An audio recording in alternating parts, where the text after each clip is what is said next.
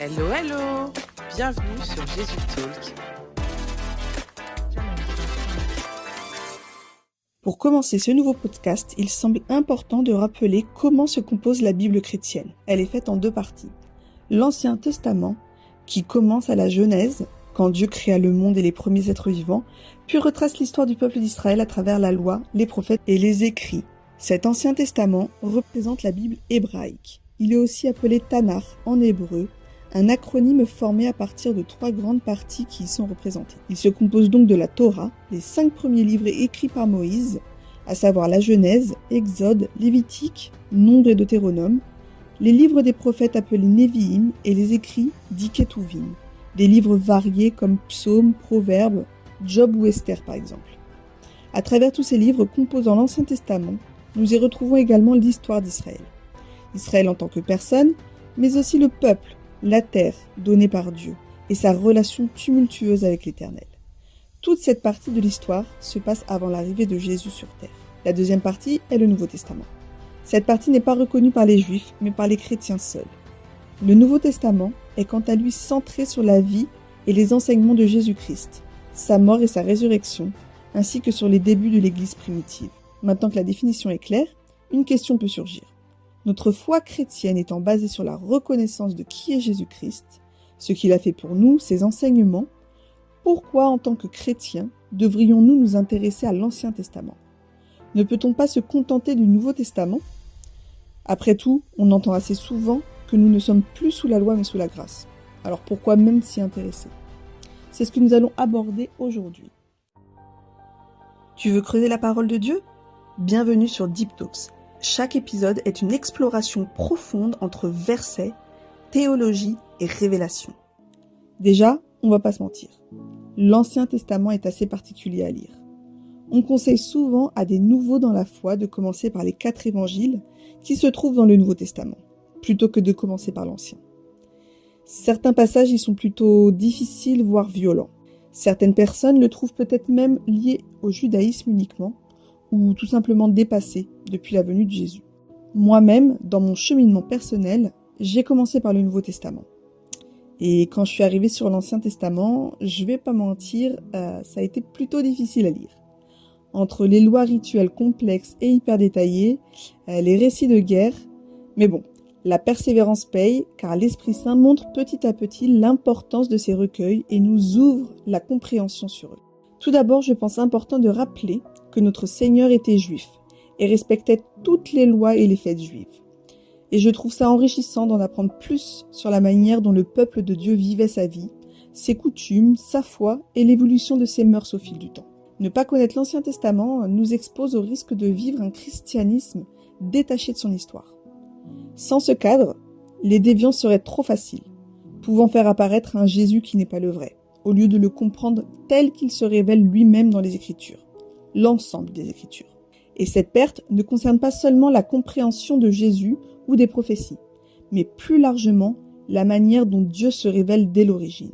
En tant que croyants, l'Ancien Testament nous offre aussi un aperçu fondamental de l'origine du monde et de la manière dont Dieu se révèle à travers sa création. Sans ces récits, une part essentielle de la révélation biblique nous manquerait. La création n'est pas seulement un décor, elle est un langage par lequel Dieu parle. Psaume 19, des versets 2 à 5 nous dit « Les cieux racontent la gloire de Dieu et l'étendue manifeste l'œuvre de ses mains. Le jour en donne instruction au jour, la nuit en donne connaissance à la nuit. » Même aujourd'hui, à travers la nature, nous pouvons discerner sa main. Mais sans l'Ancien Testament, comment comprendrions-nous la signification biblique de certains symboles ? Par exemple l'arc-en-ciel ? Il ne serait qu'un phénomène naturel, alors qu'il est présenté dans la Genèse comme le signe d'une alliance et d'une promesse de Dieu envers l'humanité. Si nous regardons bien dans le Nouveau Testament, que cela soit Jésus, Paul ou les autres apôtres de Christ, les références à l'Ancien Testament sont omniprésentes. Paul dit dans 2 Timothée 3, verset 16, « Toute écriture est inspirée de Dieu. » Rappelons-le, à ce moment-là, le Nouveau Testament n'existe pas. Paul fait donc bien référence à l'Ancien Testament. Les paroles rapportées dans le Nouveau Testament s'appuient constamment sur la Genèse, les psaumes, Ésaïe et bien d'autres passages. Si nous nous attardons sur les paroles de Jésus concernant l'Ancien Testament, elles sont claires. Dans Matthieu 5, verset 17, Jésus lui-même dit « Ne pensez pas que je sois venu abolir la loi ou les prophètes. Je ne suis pas venu abolir, mais accomplir. » Sa distinction est importante. Le verbe accomplir est central ici. Il n'indique pas une suppression, mais une réalisation, un aboutissement. Et Jésus va même aller encore plus loin dans ses affirmations, car il ne se présente pas seulement comme celui qui accomplit l'Ancien Testament, mais aussi comme celui qui lui est antérieur. Dans Jean 8, verset 56, Jésus déclare « Abraham, votre père, a exulté à la pensée de voir mon jour.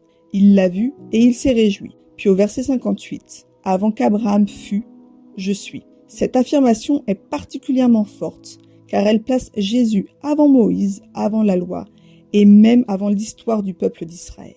Pourquoi ? Parce qu'il s'identifie clairement au Dieu éternel. Ce passage englobe préexistence, identité divine.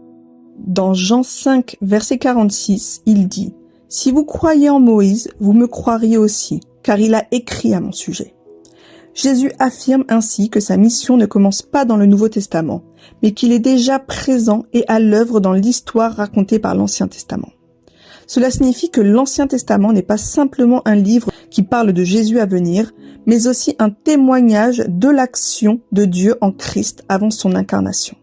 Ce constat s'appuie également sur Luc 24, verset 27. Commençant par Moïse et par tous les prophètes, il leur expliqua ce qui le concernait dans toutes les Écritures. Renforcé en Luc 24, 44. Il fallait que s'accomplisse tout ce qui est écrit de moi dans la loi de Moïse, les prophètes et les psaumes. Le Nouveau Testament est ni plus ni moins que la continuité de l'Ancien Testament, son accomplissement. Comme l'a dit John Stott, théologien évangélique et auteur, les titres de Messie, de serviteur souffrant ou d'agneau de Dieu prennent leur sens dans l'Ancien Testament. La compréhension chrétienne de la croix, sa signification, de la portée et la profondeur du sacrifice de Christ à la croix sont enracinées dans l'Ancien Testament. Le Nouveau Testament interprète la mort de Jésus à la lumière de ces textes et jamais de façon indépendante. C'est la réalisation de toutes les prophéties, de tout ce que Dieu a mis en place avec son peuple en le préparant pour l'arrivée du Messie. Par exemple, Ésaïe 53 ou encore les psaumes, même Lévitique, met en place et explique le système sacrificiel qui, du point de vue du Nouveau Testament, fait préfiguration du sacrifice de Christ à la croix. Quel poids aurait eu Jésus se déclarant Messie s'il n'avait pas pu prouver qu'il accomplissait les prophéties de l'Ancien Testament écrites des centaines d'années avant son arrivée? Alors nous, en tant que disciples de Christ, si nous-mêmes ne lisons pas l'Ancien Testament, comment pourrions-nous comprendre les paroles de Jésus et ses disciples? Nous n'aurions qu'une vision limitée de ses enseignements. La Bible est une révélation progressive de Dieu. En lisant son ensemble, nous voyons comment dans l'Ancien Testament, Dieu a voulu éduquer son peuple, le préparer, le protéger, le mettre à part, notamment en lui donnant des lois. Ces lois, comme déjà évoqué dans un ancien podcast, ne servaient pas à sauver, mais à mettre en évidence notre besoin d'être sauvé. Cet encadrement voulu par Dieu pose les fondements éthiques de la foi chrétienne, et j'irai même plus loin, de la morale qu'on pourrait appeler universelle. Les notions de justice, de dignité humaine, de respect trouvent leurs racines dans l'Ancien Testament. Et donc, lorsque Jésus rappelle l'importance d'aimer son prochain, de ne pas demeurer dans la colère et de ne pas chercher à se venger, mais de rechercher la justice de Dieu, il reste cohérent avec ce que l'Éternel a transmis dans la loi et les prophètes. Quand l'Ancien Testament aborde tous les principes qui préfigurent la venue du Messie, le Nouveau Testament les concrétise. À titre d'exemple, nous avons déjà abordé dans l'un de nos podcasts la célébration de la Pâque chrétienne et avons montré son lien étroit avec la Pâque juive. Le symbole du sang recouvrant les maisons en Égypte pour sauver les Hébreux, devenant le sang de Jésus pour sauver toute âme qui le reconnaîtrait et l'accepterait pour qui il est, le Seigneur sauveur et berger.